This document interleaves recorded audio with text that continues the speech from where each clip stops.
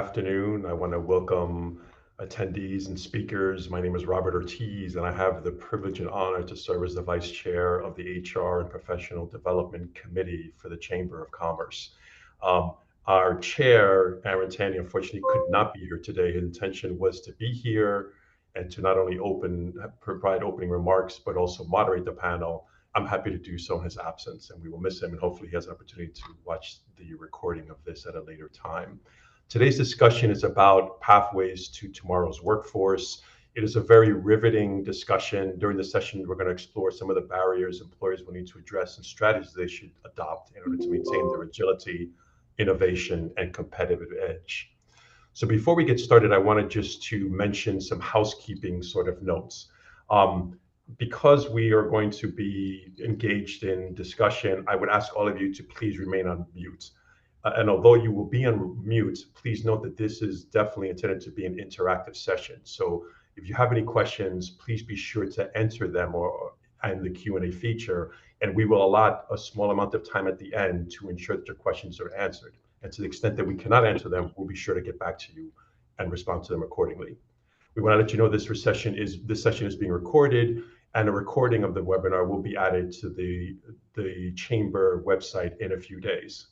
For those of you that need SHRM credit, it will come from Barry University, and that will be coordinated accordingly as well. And I do want to thank our sponsor, CareerSource of South Florida, and I don't want to introduce Diana Valdivia from CareerSource. Diana.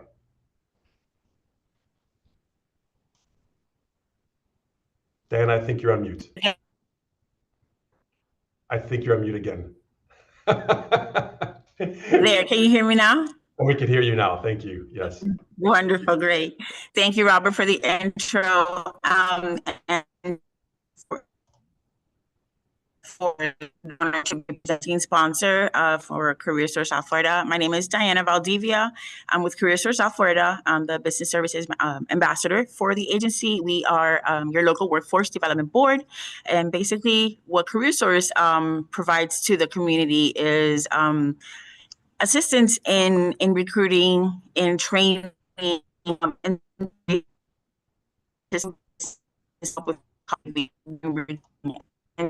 getting current and new hires. We have a in process. Thank you again for having us being a presenting sponsor. And if your business is interested in finding ways that CareerSource South Florida can assist your business in growth and scale, please reach out to me. My contact information, I'll make sure I put it in the chat. Thank you so much. Thank you, Diana. So before we get started, I definitely want to introduce our distinguished panelists for today. First, I want to introduce Pat Bleehing, a colleague of mine at Amadeus, who's graciously will be participating today. So thank you, Pat. Pat is the Director of Talent Acquisition for the Americas Division of Amadeus, and in her role as Talent Acquisition Leader, Pat leverages her strategic acumen and deep industry expertise to spearhead talent initiatives across diverse markets. Her visionary leadership and innovative methodologies have consistently driven the successful alignment of recruitment objectives with business goals, ensuring the acquisition of top-tier talent that fuels organizational growth and propels innovation forward. Pat's collaborative approach and commitment to excellence have earned her a reputation as a trusted advisor and partner in talent acquisition for premier multinational travel technology, information technology, IT consulting, and financial service companies. Thank you, Pat, for joining the panel today. I do want to introduce as well Charles Fagel. Charles, thank you for joining the panel today as well. Charles is an experienced executive specialist in talent solutions and workforce strategy. As EVP of Talent Solutions at Wilson, he leads the development of innovation programs that help organizations attract, engage, and retain top talent. With a focus on sustainability and scalability, Charles partners with clients to design customized RPO, MSP, and advisory solutions that align with evolving business needs. His passion lies in building resilient, future-ready workforces that drive long-term organizational successes.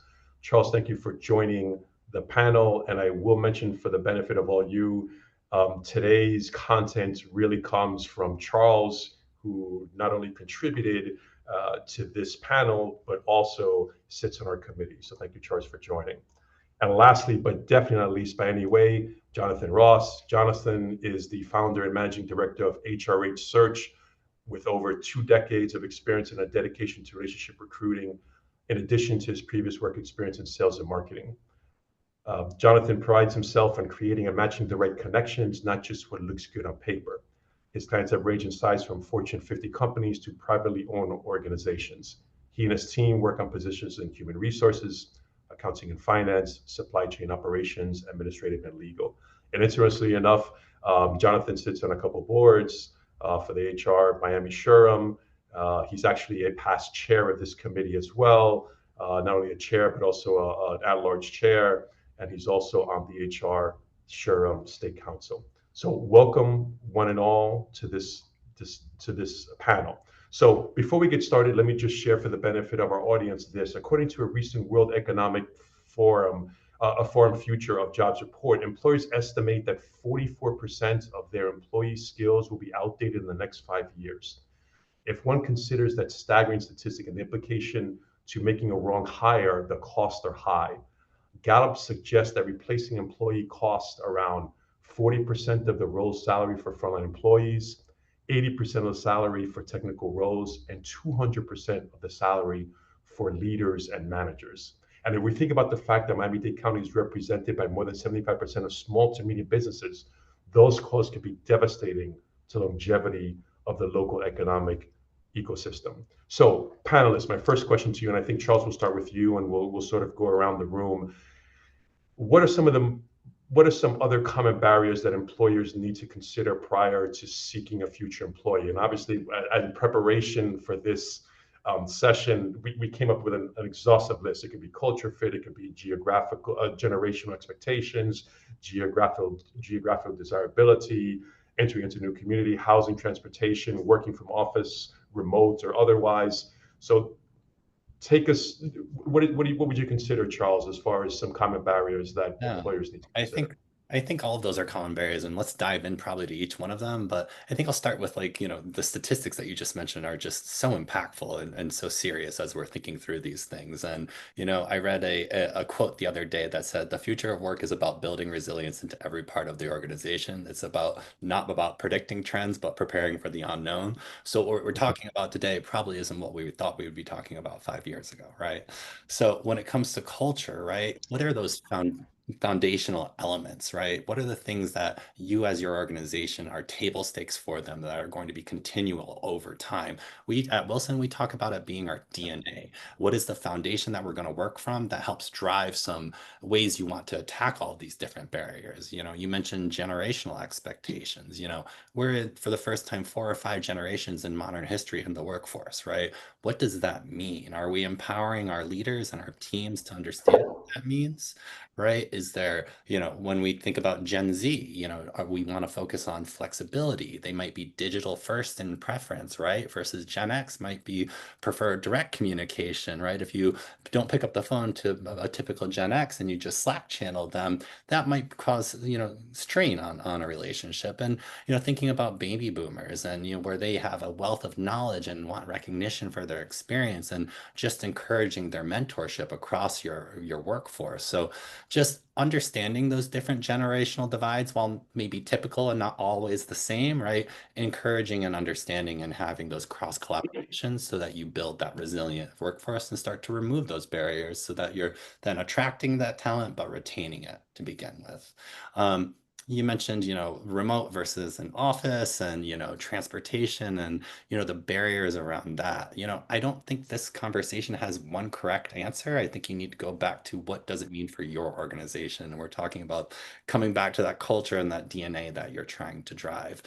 Things to keep in mind, I think that in South Florida, I read that we have an average commute that's 10 to 15 minutes longer than the nationwide average, which ends up being in the 35 to 45-minute range, right?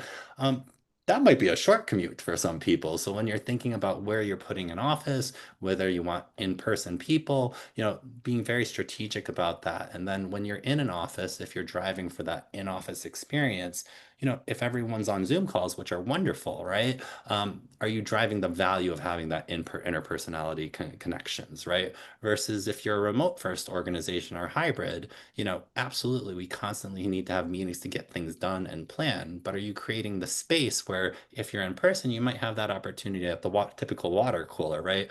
scheduling coffee chats, scheduling a virtual lunch with your teams to ensure that you're creating that connectivity between your workforce, whether you want to be in person, remote, or hybrid, so that you have the outcomes that you're looking for. And Robert, I can just keep on talking about these different areas.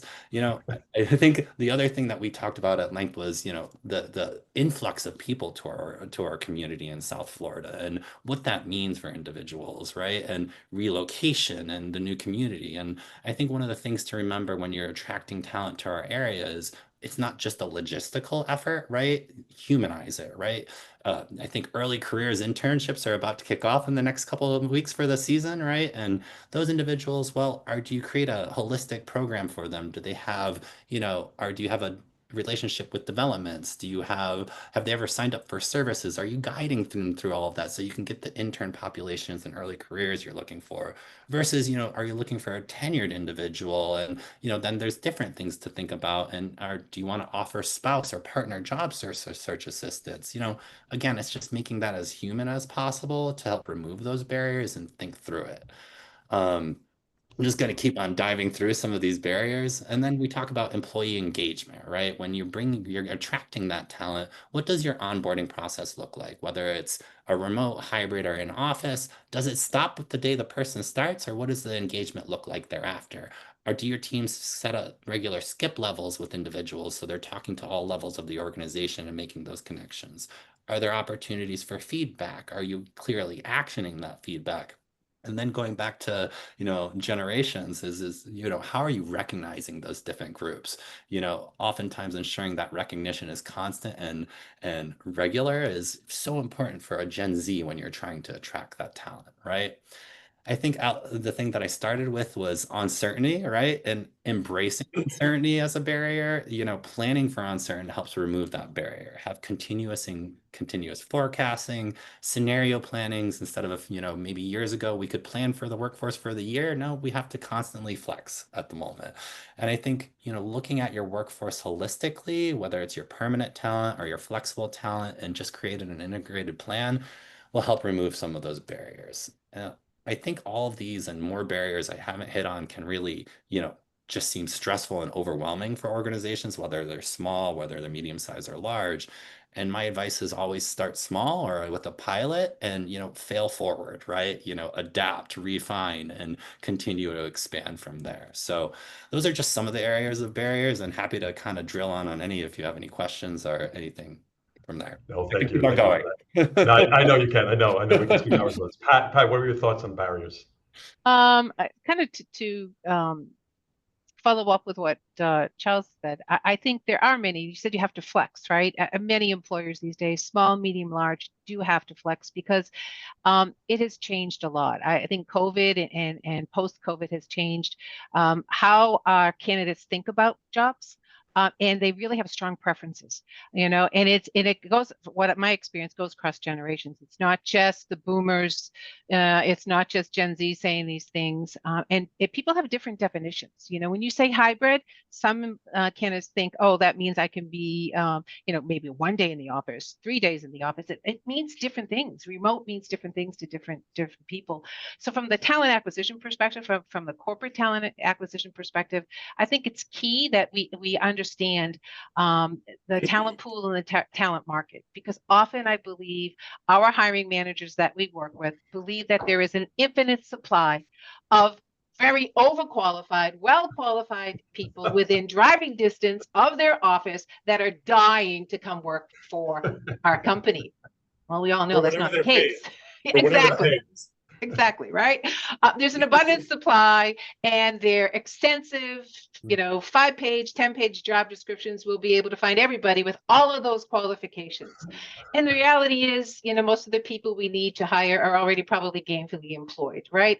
Even though I think the market is changing a little bit, this past quarter with kind of the fears of what may be going on with the global economy, it's still really competitive. We're all competing for the same people, practically. So for me, I look at this and say, as an employer, what's a barrier? having a very slow, inefficient hiring process. That I think is a huge barrier. You know, and I've got a son who's recently, thank God, just is graduating from university.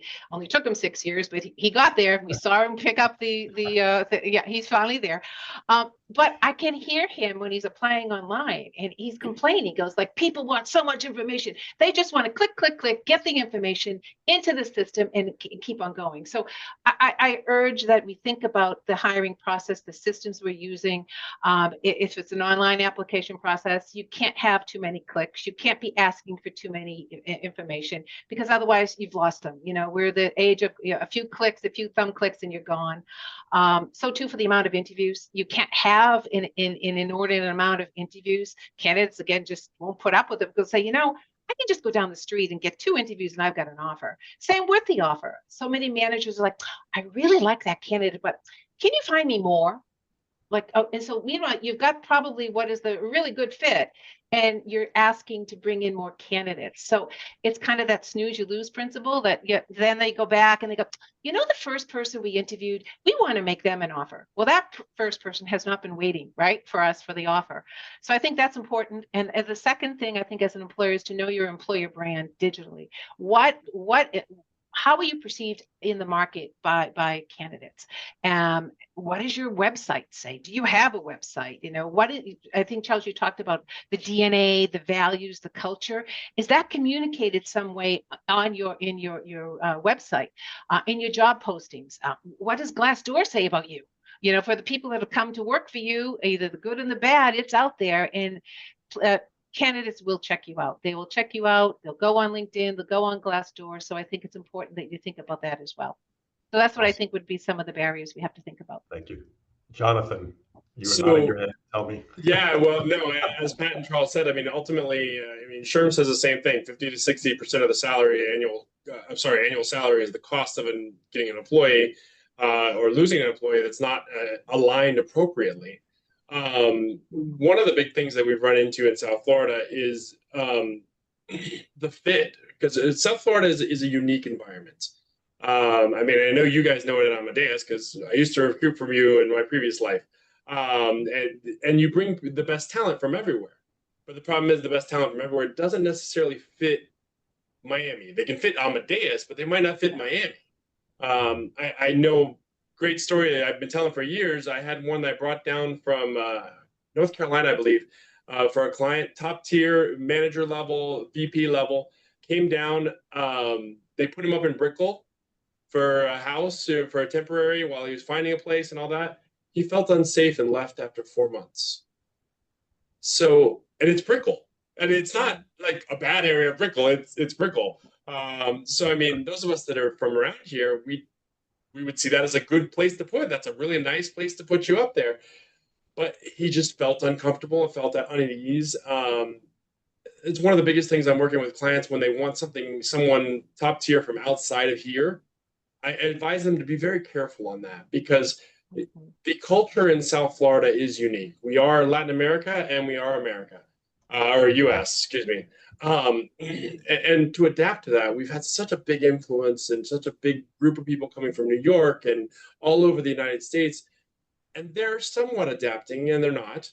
But the culture isn't adapting to that.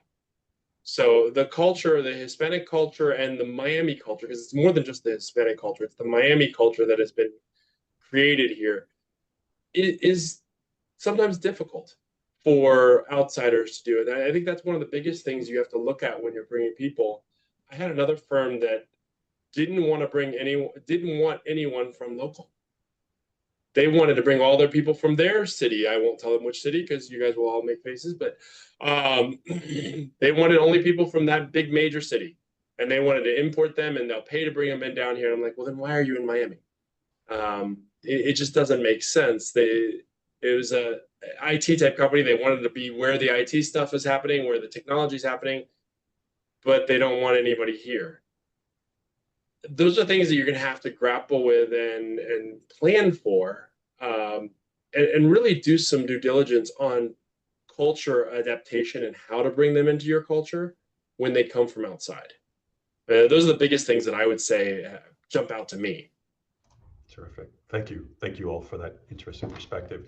Question number two, as employers focus on skills-based hiring, and this is obviously one of the top priorities for CHROs probably in 2025, focusing on candidates' practical abilities rather than traditional qualifications, what benefits can be realized? And obviously in preparation as well, do we want to talk about access to broader talent pools or not?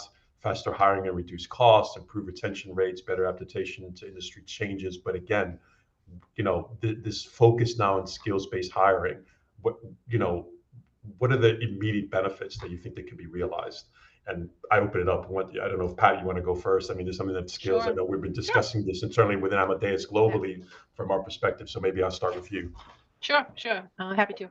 I think if incorporating skill-based hiring is a good thing, because it will give you a broader understanding of not only what the person can do, but how they fit into the role, how they fit into the company.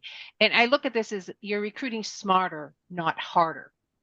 Because really, if you think about it, skill-based recruiting isn't new. We've been doing it for years, right? Think about it: transferable skills, behavioral-based interview techniques. So I think as talent acquisition professionals, when the CVs and the resumes are coming in, you're most likely screening based on those requirements, right? The must-haves, the nice-to-haves. But then in every job description, there's always some description of those abilities that you're looking for, those skills: ability to multitask, good customer service, work, with others and collaborate or whatever. And so that's what I think. When you think about traditional, you're going to ask the questions of, take me through your work experience, tell me what you've done. And then as that professional, you're going to turn to and say, okay, let's talk about some of the characteristics we're looking at. Tell me about a time, the old behavioral-based methodology, right? Tell me about a time when you were a team member on a project and it didn't go well. What did you do? How, all of those things. So by asking those types of questions that are based on the skills, the abilities, you get a sense of, okay, this person is really good with ambiguity, really good with resolving problems or whatever. And that helps get you at that really full picture of the candidate themselves and whether or not they're a really good fit for the role. Because I've interviewed thousands of people in my career, and they can do the job. More often you're talking to people that can really do the job, but they're not a great fit. They just don't fit the culture. They don't fit what the hiring manager is looking for or the team. So I'd much rather say, yeah, they can do the job, but I don't think they're going to be a good fit for you or your team. Because I think at the end, if the fit's not there, it results in not only in the replacement costs, there's the emotional cost too of a bad hire. That I think, if you're the manager of that person, just the emotional cost of trying to counsel out that person and get to a resolution can take a lot of cycles, emotional and whatnot. So I think if you try to do that whole picture, do you have the skills, the experience combined with the skills, you get a full picture of the candidate themselves. Thank you. Jonathan, your thoughts on that? So skill-based is awesome. I'm going to talk out of both sides of my mouth for a second. So I'm married to a neuropsychologist. So I'm all about tests and the skills and abilities that people can test for. However, one of the things I want to be very mindful, and I think Pat gave a great example of behavioral questioning is a great way to do it. One of my concerns that I've run into with a number of clients is skill-based testing and heavy reliance on it.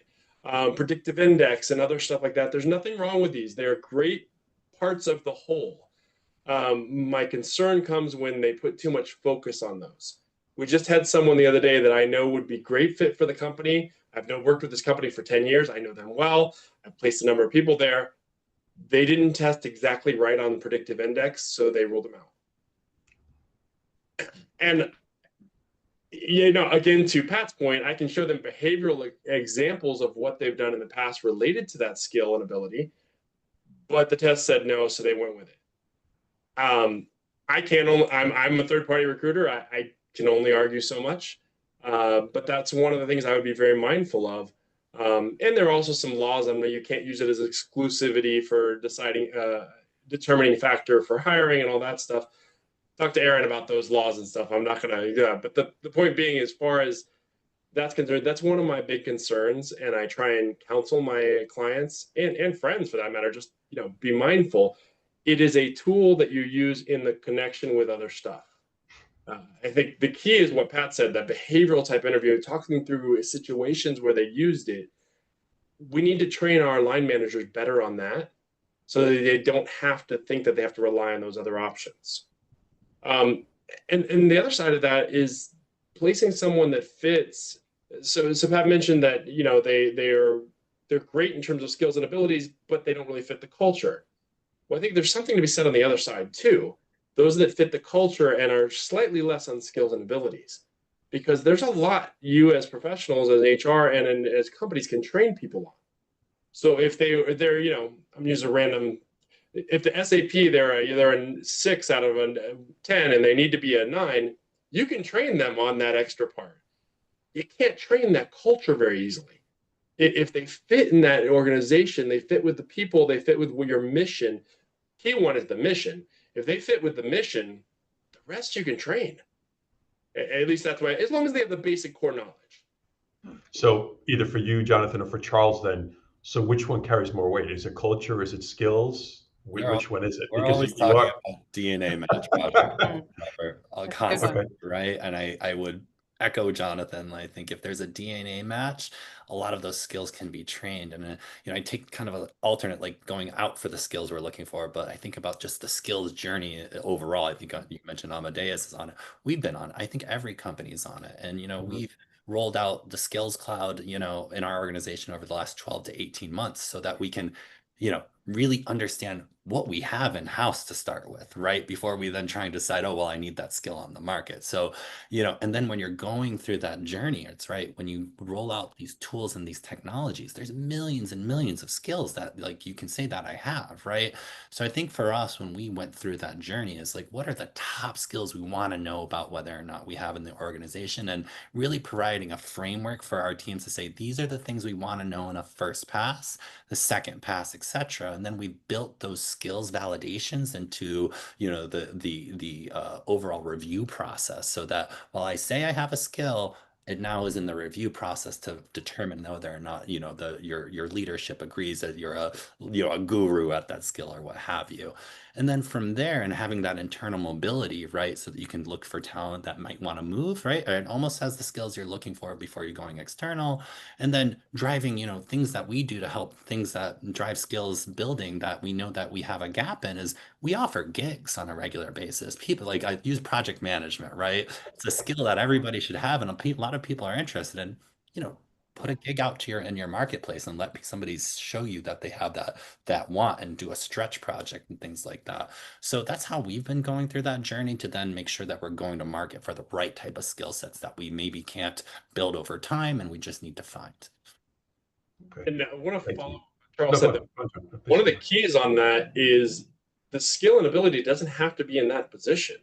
So if you're hiring Jim or Jane for this position, but they don't have that perfect skill, maybe Paul or Paula down the street in another position can take on that task, and they can take something that Paul and Paula is an expert at. Yeah. So that's one of the things you got to think inclusively and as a total, not just of the part that you're hiring for.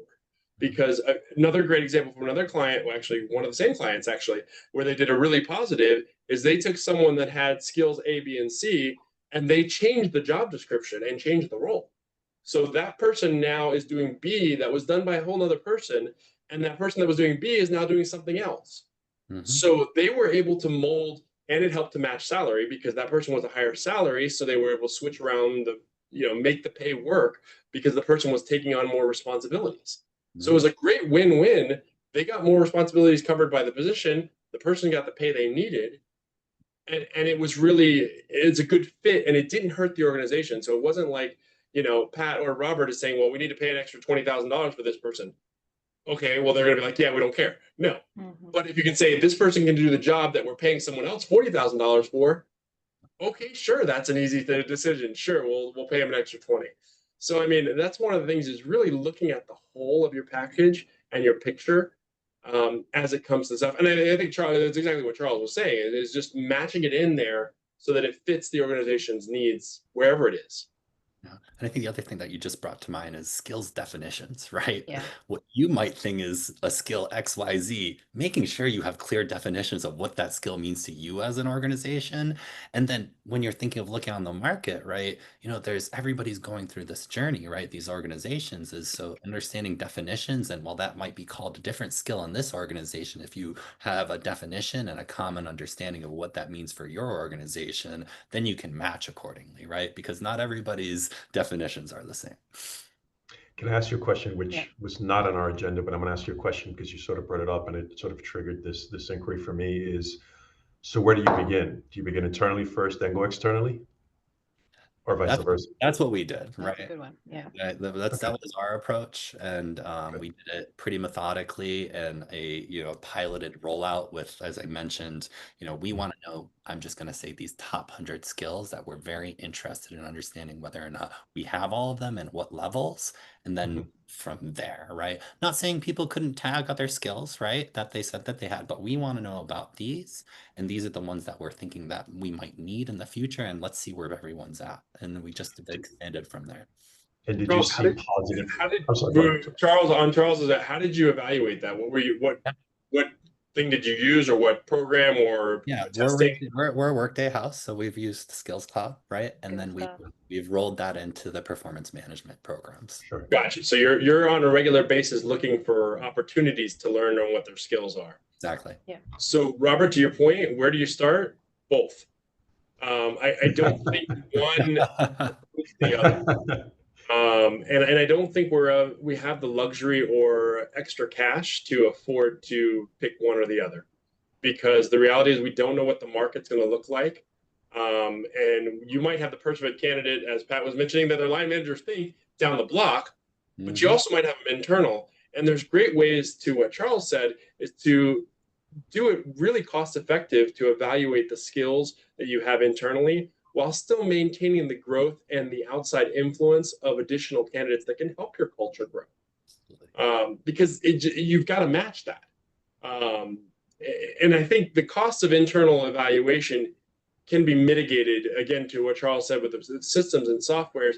And even at a smaller company, there's still, let's say they don't have an SAP, a Workforce, or an Amadeus, or whatever, those large software companies.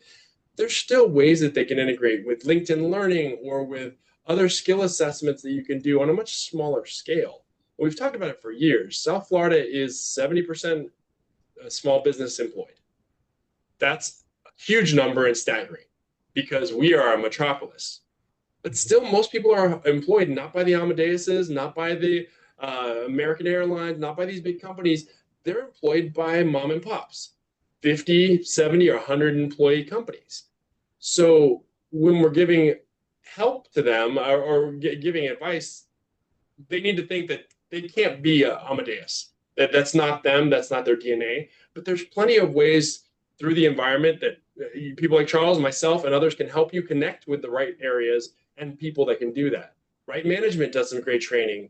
CareerSource does some amazing training and evaluation. I mean, there's plenty of opportunities locally to really connect with those that are what you need or to train them. Sure.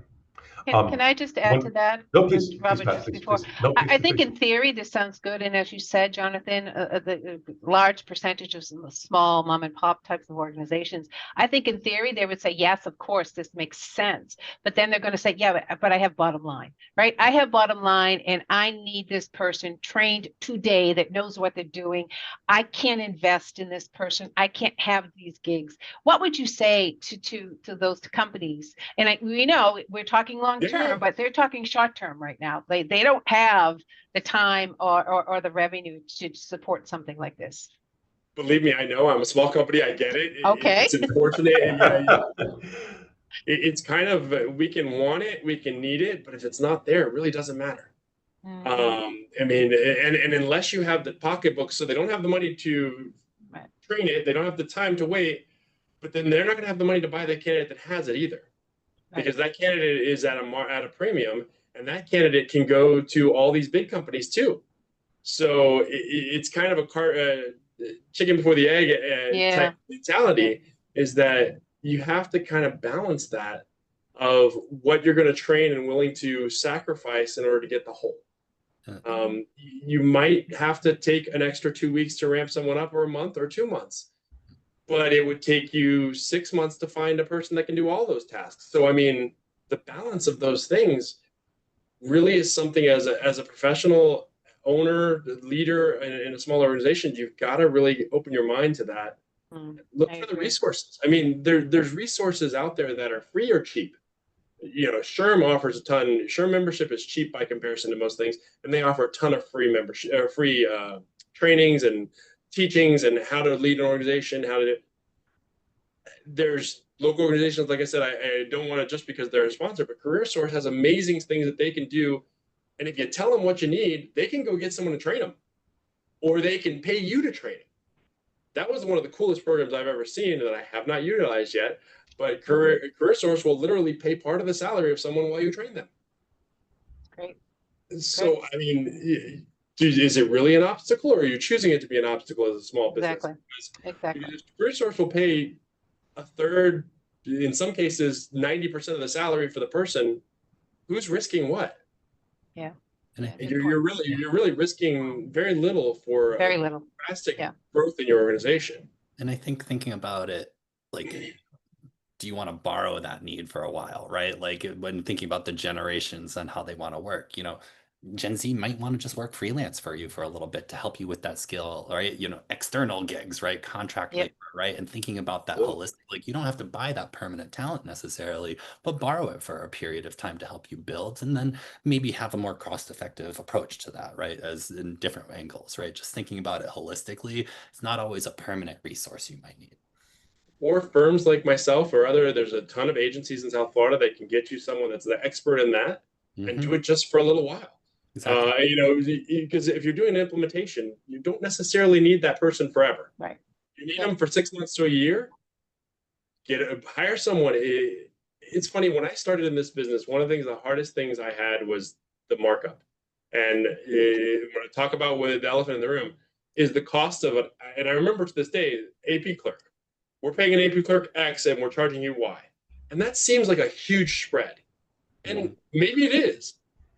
But the cost of finding them and the cost of not having them is a bigger spread. And particularly in a key needed position, you know, if you need someone for an implementation tomorrow, you don't have time to wait.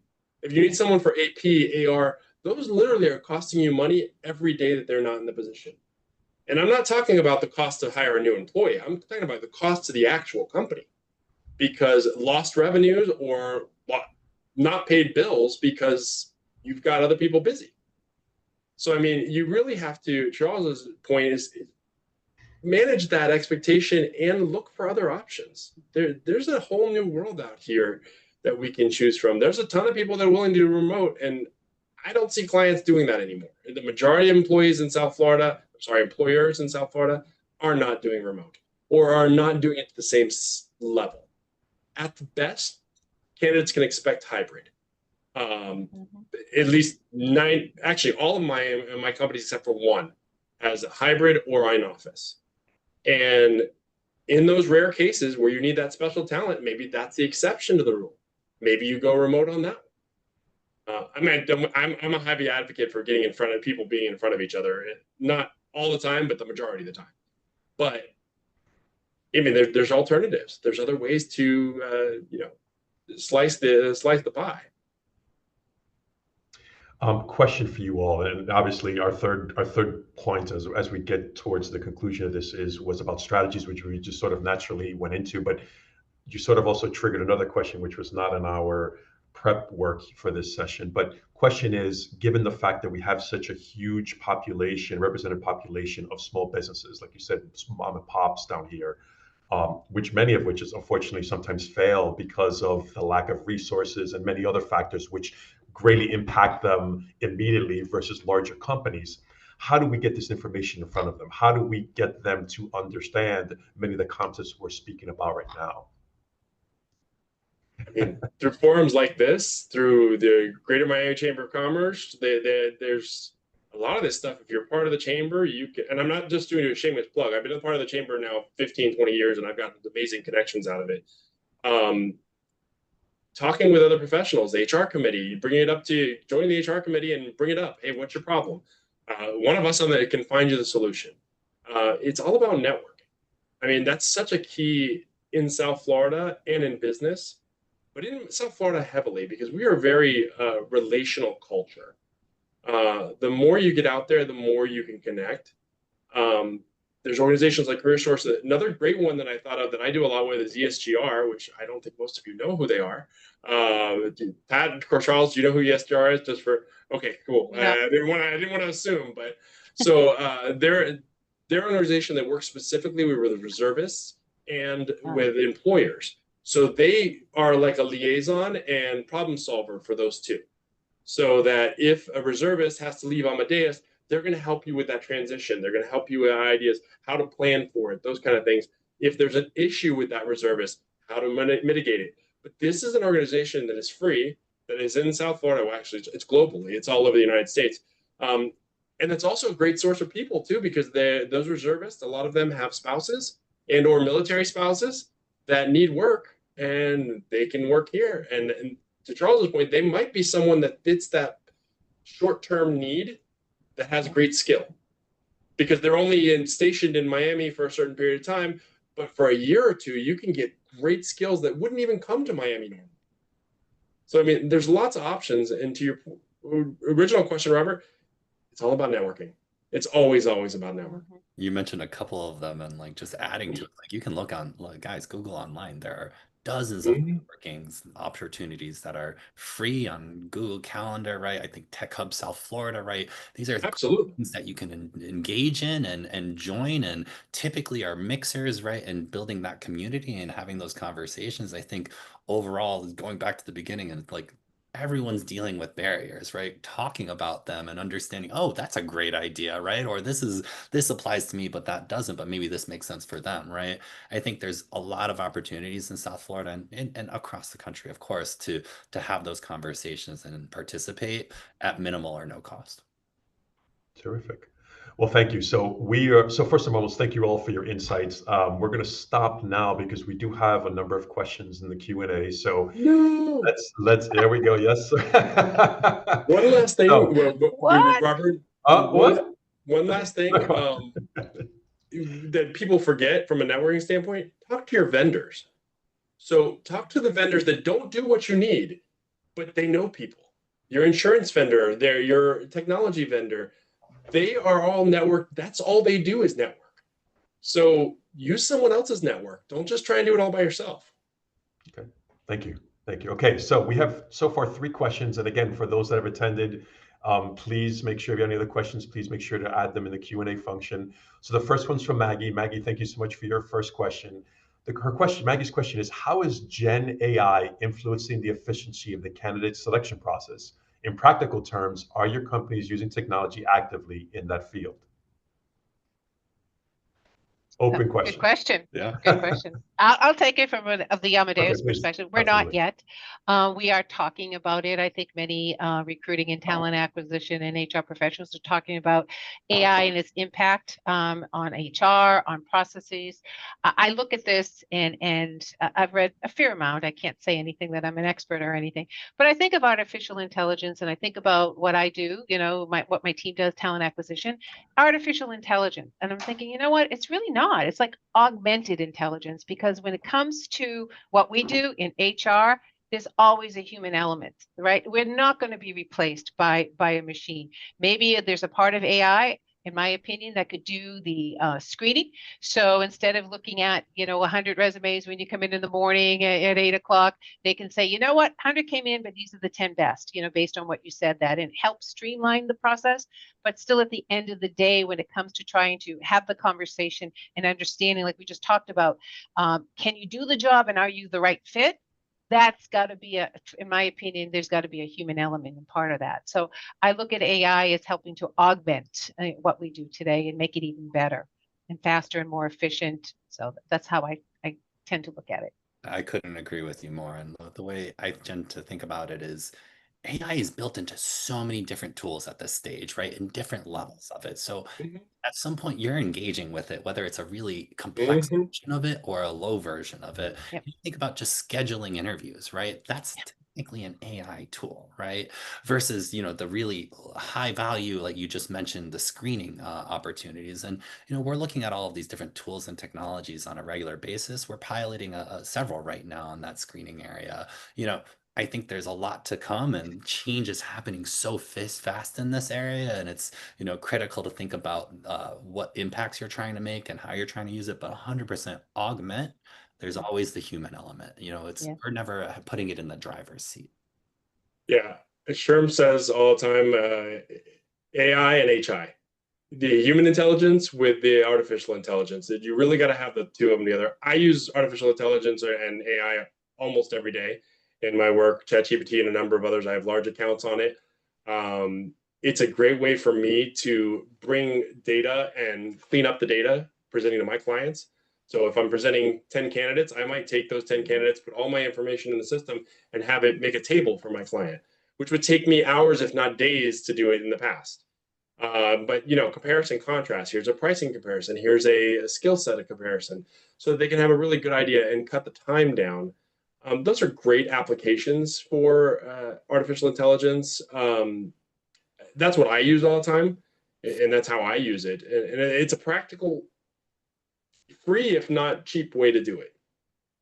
I think Thank it's you. always remembering like technology, it's a tool for us, not an overall Tool. fix, right? We got to integrate it with people to make it successful. Absolutely. Absolutely. Terrific. Well, thank you. Second question, Maggie, as well, submitted from Maggie. How are companies reacting on inclusion and diversity being currently on reverse trend in HR and hiring processes?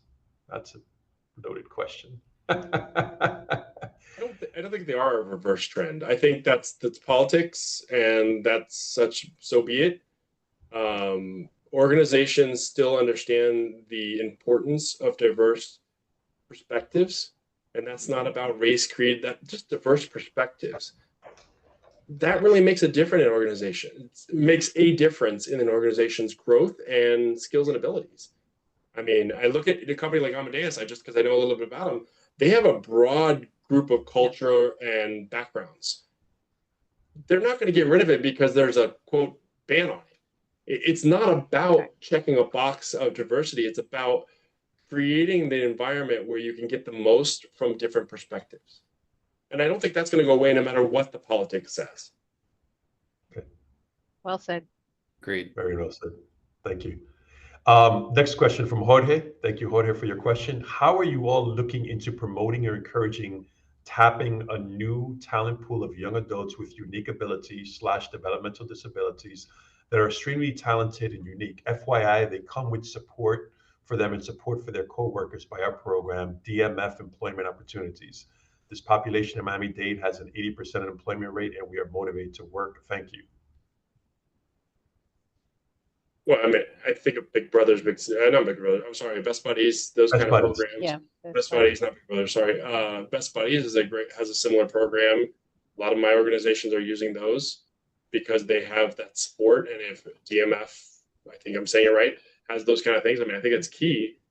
I think to Pat's previous point, though, that's harder for smaller organizations because it requires a time and attention, even if it's supported financially. It requires a time and attention for setup. That is a little harder from a brain power standpoint. It's not even about money. It's just about the time, and you can only make so many decisions in a day. And sometimes that's harder in smaller organizations. At least that's what I've seen. I'm not saying it should be. I'm just saying that's what I've seen. Okay, terrific. Thank you. Next question, an anonymous attendee. What eligibility requirements exist for on-the-job training in your experience? I think that we go back to when we were talking about skills, what we're looking for, and like we were going through that DNA versus having the exact skill set, right? As an organization, I really think that if you have a DNA and culture match and have some of the skills, you can coach up with those other things, right? So I think that if that's the question, and I think that's when we talked about those different areas and how we approach work, I think it's important to understand if it's not a DNA or cultural match, even if they have the exact skill set you're looking for, you're probably going to have an attrition issue. Okay, Thank you. Thank you. Another question, what do you think is the future of staffing and recruitment firms when it comes to working with businesses? I'll start with that one since that's all I do. That's yours, Jonathan. The reality is, I mean, they're going to change. I've been doing this for, like I said, almost 20 years. There's been tons of change with technology differences, the use of LinkedIn. I mean, companies like mine are investing in AI technologies to do some of that sourcing and to get those refining quicker. I mean, I think there's going to be a need no matter what. It'll be different, but it's still going to be a need. The reality is, if you need a temp tomorrow, you need a temp tomorrow. It doesn't matter what AI technology you have, it can't do it faster than someone that's dealing with those people on a regular basis. And the technology is great, and I love AI. I am a big advocate of it. But right now, it can't fit those cultures exactly right. Again, I'm big on testing. I think there's but again, someone has to submit to testing. So is someone really going to take, to what Pat was saying about earlier, are they going to take 68 questions online or 110 questions online to get that exact skill set match? Probably not. Whereas will they'll sit on an interview of 30 minutes to an hour with someone like myself that's been doing it for a long time and see that? Probably. Eventually, technology will put us out of business, but we got a long way to go. It's a long way from now. Well, there's a long journey right there. And yeah, it's very far off. I think in the industry, just remembering, and from our perspective, one size does not fit all for any organization you're working with, right? Really listening to your clients and adapting and having that agility with your organization will show the value that you're looking to bring.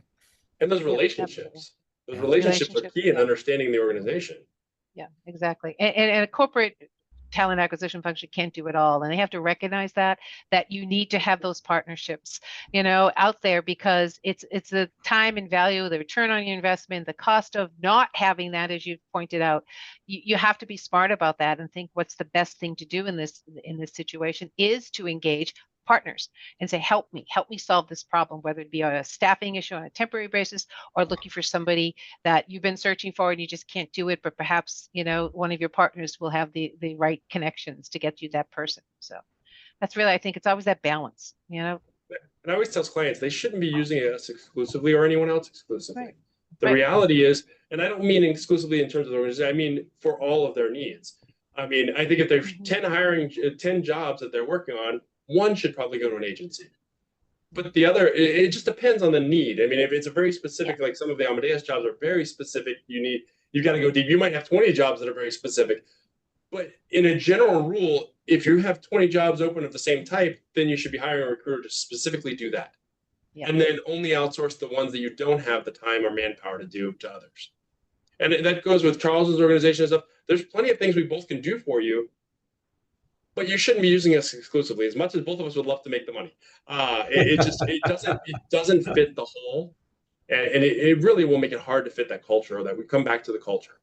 And again, it's the most efficient, best for you as an organization, right? Whether it's us building, a recruiter augmentation model versus, the staffing model versus contingent, etc. Right? Yeah. Terrific. Jorge just add a note. Thank you, Jorge, for your note. Just as a side note, our program is connected with 60 employers and have 160 young adults with autism, developmental disability, et cetera, working 20 to 40 hours a week and building long-term careers. However, we have over 80 on our waiting list. Thank you for that context, Jorge, and more than likely, we will definitely try to connect with you subsequent to this session. So thank you so much for providing us with that context. Martina, our another colleague within Amadeus, great question, Martina. What role does technology play in facilitating internal mobility?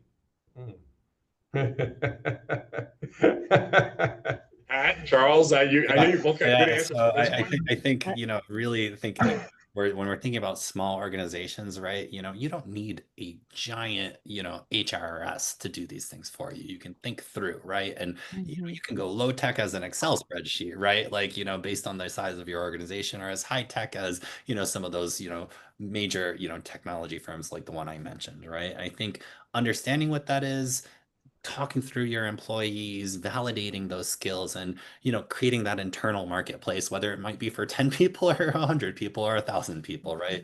And I think that's really key there, and using the right tools to get that job done based on your organizational size.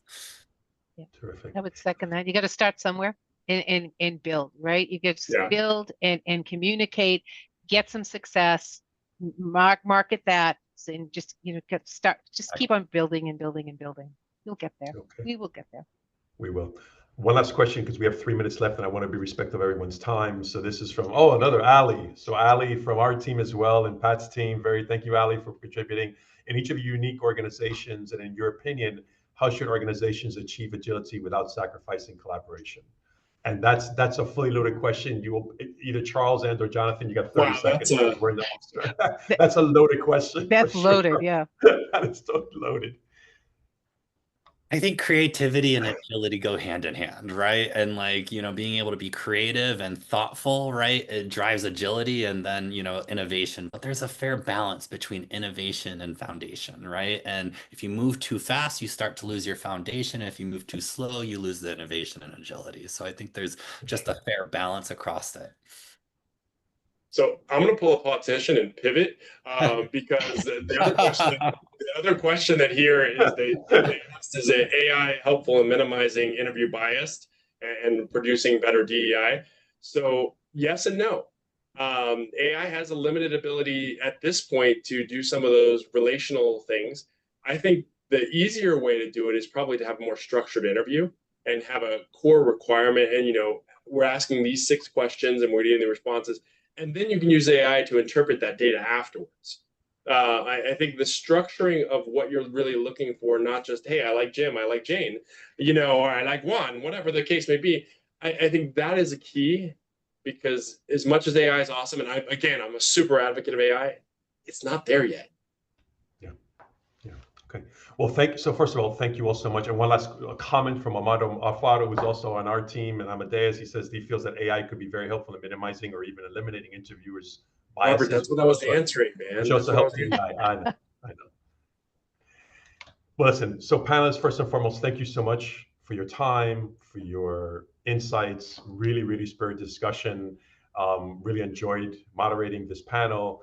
I do want to thank you all. I want to thank our attendees. I want to thank our sponsor, CareerSource of South Florida, and also Barry University. I want to encourage everyone to stay tuned for future webinar events. We are trying to put one together for June, so definitely monitor the GMCC, the Greater Miami Chamber of Commerce website. Thank you all for your time today, and you all have a pleasant afternoon and the rest of your week. Take care. Thank you all. Bye-bye. Thank you. Bye-bye. Bye-bye.